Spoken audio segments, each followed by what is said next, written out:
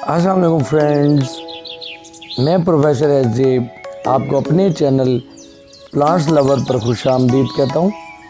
Friends, आज हम बात करेंगे चाइनीज़ ऑरेंज प्लांट के बारे में।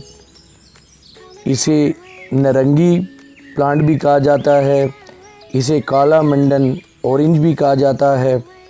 इस प्लांट को ऑर्नामेंटल ऑरेंज प्लांट कहा जाता है क्योंकि ये एक सजावटी पौधे के तौर पे हम ग्रो करते हैं। इस पे आप देख रही हैं कि ऑरेंज की शक्ल के और शेप के फ्रूट्स लगे हुए हैं, लेकिन इनका साइज़ आम ऑरेंज के मुकाबले में छोटा होता है।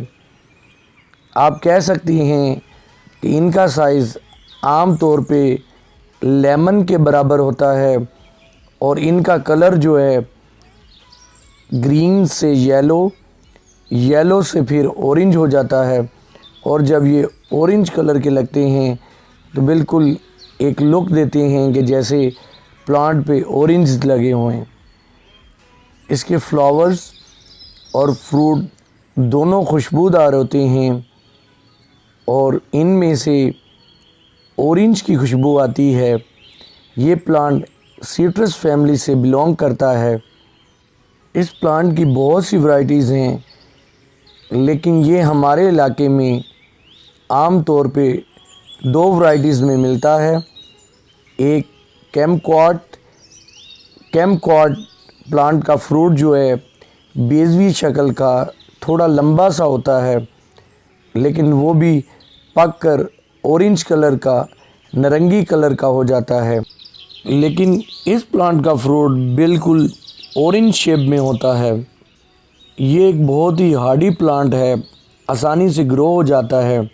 अगर हम फ्रूटिंग प्लांट्स को गमलों में ग्रो करना चाहते हैं तो ये एक बेस्ट चॉइस है, लेकिन गमले का साइज़ 16 इंच से 24 इंच तक लाजमी होना चाहिए।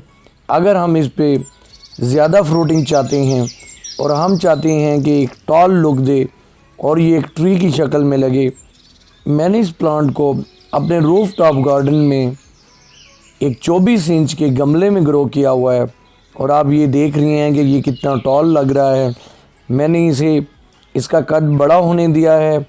मैं इसके टॉप पे एक कनोपी बनाना चाह रहा हूँ और इस तरह से इसकी लुक आ रही है ताकि ये मेरे रूफ टॉप गार्डन को एक साया दे।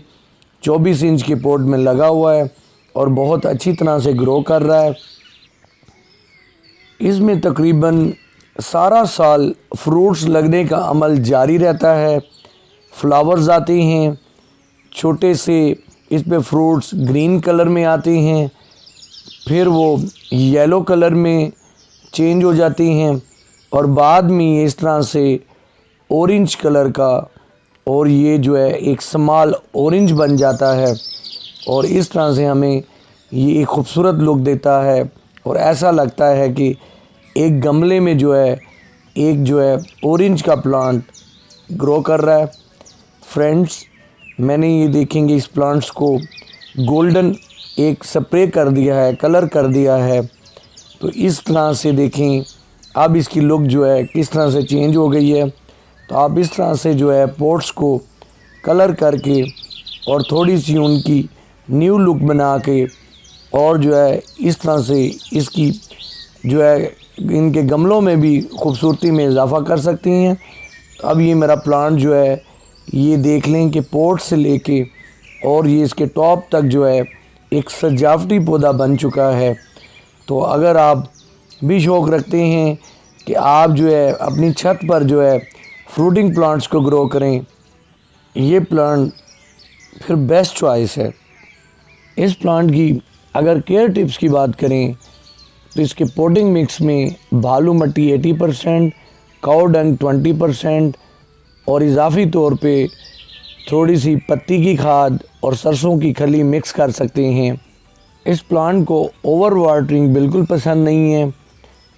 आप वाटरिंग तब करें जब इसकी सरफेस, टॉप की सरफेस 1 इंच तक ड्राई हो जाए, तो आप इसमें वाटरिंग कर दें। और जब इसमें वाटरिंग करें तो थॉरोली इसमें वाटरिंग करें ताकि पानी जो है इसकी निचली जो रूट्स हैं वहाँ तक पहुँच सके। इस प्लांट को सनलाइट पसंद है, इसे डायरेक्ट सनलाइट में रखना चाहिए और दिन की तकरीबन 6 से 8 घंटे की लाइट इस पे पड़नी चाहिए, तब इस पे ज़्यादा फ्रूटिंग होगी। अगर आपके प्लांट पे फ्लावर्स ना आ रहे हों तो आप इसमें 2 से 3 दिन पानी बिल्कुल ना दें। आप देखेंगे कि जैसे ही आप गैप देंगे तो इस पे फ्लावर्स आने शुरू हो जाएंगे। इस प्लांट की बेस्ट ग्रोथ के लिए गमले का साइज़ कम से कम 16 इंच ज़रूर होना चाहिए और इसका रिपोर्टिंग टाइम, अगर आप रिपोर्टिंग करना चाहते हैं तो सितंबर और फ़रवरी के महीने में आप कर लें। नर्सरी से पौधा हमेशा छोटा साइज़ का लें। ये प्लांट थोड़ा सेट होने में टाइम लगाता है और जब सेट हो जाता है तो फिर इस तरह से ग्रोथ को शो करता है। खाद के तौर पे इसमें आप DAP का इस्तेमाल कर सकते हैं। फ्रेंड्स, इसका फ्रूट विटामिन्स का बहुत बड़ा सोर्स होता है और इसका जायका तुर्श होता है। ये लेमन के मुकाबले में ज़्यादा खट्टा होता है। ये इस तरह से खाया नहीं जा सकता। इसे आप सैलेड में इस्तेमाल कर सकते हैं। इसका इस्तेमाल आप इसके पीसेस चावल में कर सकते हैं। इसका इस्तेमाल आप ग्रीन टी में कर सकते हैं। इसके बहुत से फ़ायदे हैं और जो है इसका इस्तेमाल मेडिसिन्स में भी किया जाता है, इसके छिलके से लेके इसके अंदर के फ्रूट तक। फ्रेंड्स, आप ये देखेंगे इसका छिलका जो है बहुत नरम और पतला होता है ऑरेंज के मुकाबले में, लेकिन इसके अंदर जो इसका फ्रूट है वो बिल्कुल ऑरेंज की शेप में होता है। ऑरेंज और इस नारंगी में जो फ़र्क है वो सिर्फ इतना है कि ये स्मॉल साइज़ का होता है। इसकी डलियाँ या फांग बिल्कुल ऑरेंज की तरह होती हैं और ये देख रही हैं हम कि देखने में बिल्कुल ऑरेंज लग रहा है। तो फ्रेंड्स, इस तरह से इसका फ्रूट होता है। अगर हम इसके अंदर देखें तो इसके अंदर बीज होता है और बीज का जो साइज़ है वो जो है वो बिल्कुल ऑरेंज के बीज के साइज़ के बराबर होता है। इस प्लांट को इसके बीज से भी लगाया जाता है, लेकिन बीज से प्लांट लगाने से इसमें फ्रूट्स देर से आते हैं और अगर हम इस पे जल्द फ्रूटिंग चाहते हैं तो इसके लिए जो मेथड इस्तेमाल किया जाता है, इस प्लांट की एयर लेयरिंग की जाती है। एयर लेयरिंग ऐसा मेथड है जिसमें प्लांट की शाख को थोड़ा सा इसके छिलके को छील के और फिर इसमें पीट मोस और एक शॉपर में डाल के और इसके ऊपर बांध दी जाती है और जब ये इसे थोड़ा पीट मोस को नम कर दिया जाता है और जब उसमें रूट्स आ जाती हैं तो तब इस शाख को जिस पर हमने एयर लेयरिंग की थी उसे काट दिया जाता है और इस तरह से आप एक इसका नया पौधा हासिल कर सकते हैं। फ्रेंड्स, मैं इस फ्रूटिंग प्लांट के बारे में जितना जानता था मैंने आपसे शेयर किया है।